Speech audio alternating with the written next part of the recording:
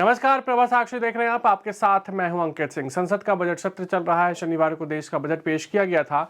इसके बाद आज राष्ट्रपति के अभिभाषण पर चर्चा की शुरुआत हुई। चर्चा में आज राहुल गांधी ने सरकार पर जबरदस्त तरीके से निशाना साधा। वहीं राज्यसभा में कांग्रेस अध्यक्ष मल्लिकार्जुन खड़गे ने मोदी सरकार पर भी तंज कसा। इसके अलावा आज दोनों सदनों में कुछ क्षणों के लिए हंगामा भी देखने को मिला। कांग्रेस और समाजवादी पार्टी के सांसद महाकुंभ में प्रबंधन का मुद्दा उठा रहे थे। इस दौरान विपक्ष की ओर से यह आरोप लगाया जा रहा था कि सरकार ने मरने वालों के आंकड़े छिपाए हैं। हालांकि राज्यसभा में सभापति जगदीप धनखड़ और लोकसभा में स्पीकर ओम बिरला ने लगातार विपक्ष से सदन चलने देने की अपील की। लोकसभा की कार्यवाही।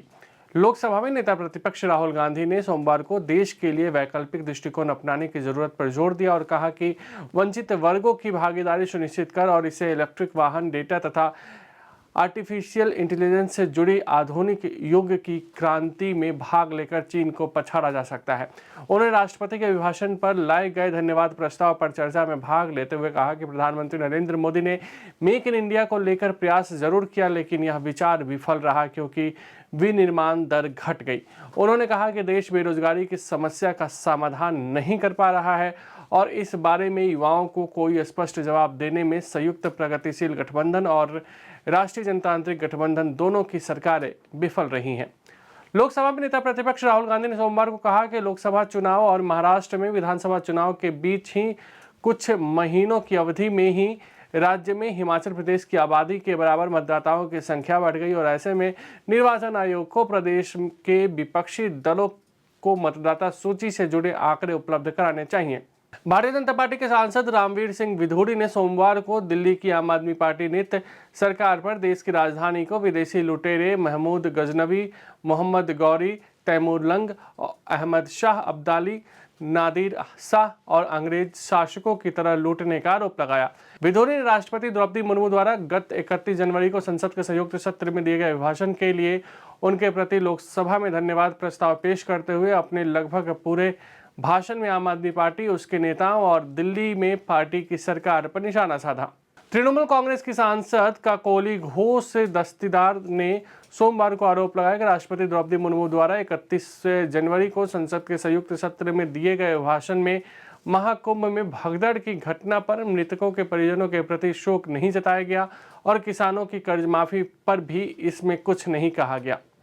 भारतीय जनता पार्टी के वरिष्ठ नेता रविशंकर प्रसाद ने द्रौपदी मुर्मू पर कांग्रेस संसदीय दल के प्रमुख सोनिया गांधी की एक हालिया टिप्पणी की आलोचना करते हुए सोमवार को कहा कि सर्वोच्च संवैधानिक पद का अपमान करना कांग्रेस की परंपरा तथा उसके राजनीतिक डीएनए में है। उन्होंने राष्ट्रपति के अभिभाषण पर लोकसभा में भाजपा सांसद रामवीर सिंह विधूड़ी द्वारा लाए गए धन्यवाद प्रस्ताव का समर्थन करते हुए यह भी कहा कि संविधान बचाने की बात करने वालों को पहले राष्ट्रपति पद का सम्मान करना सीखना चाहिए।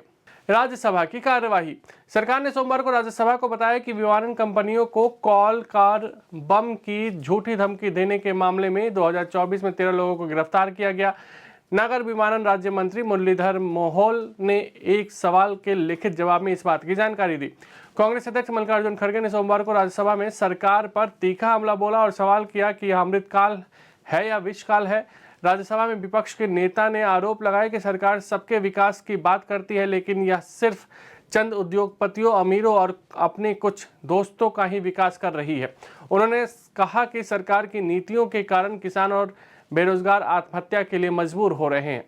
राज्यसभा में सोमवार को भारतीय जनता पार्टी के सदस्यों ने आम आदमी पार्टी पर हमला बोलते हुए कहा कि उसकी सरकार ने लगातार राष्ट्रीय राजधानी को डर्टी स्लम बनाकर बदहाल कर दिया है और उसके नेता अपनी विफलताओं को छुपाने के लिए दूसरों पर अनाप शनाप आरोप लगा रहे हैं क्योंकि वे जानते हैं कि उनका जनाधार पूरी तरह खिसक चुका है। राज्यसभा में सोमवार को भारतीय जनता पार्टी के एक सदस्य ने महिलाओं के खिलाफ घरेलू हिंसा और शोषण से जुड़े कानूनी प्रावधानों के दुरुपयोग पर चिंता जताई और झूठे आरोपों का सामना करने वाले पुरुषों के लिए पर्याप्त कानूनी और भावनात्मक समर्थन की मांग उठाई। उच्च सदन में शून्यकाल के तहत इस मामले को उठाते हुए भाजपा के दिनेश शर्मा ने बेंगलुरु की एक निजी कंपनी में काम करने वाले अतुल सुभाष की आत्महत्या का उल्लेख किया और घरेलू हिंसा तथा उत्पीड़न से जुड़े कानून को लिंग निरपेक्ष यानी कि जेंडर न्यूट्रल बनाए जाने की अपील की। अगर आप भी लेना चाहते हैं देश दुनिया की तमाम जानकारी तो आज ही सब्सक्राइब करें हमारे चैनल को। साथ ही नीचे दिए बेल आइकन को जरूर दबाएं ताकि हर अपडेट आप तक पहुंच सके।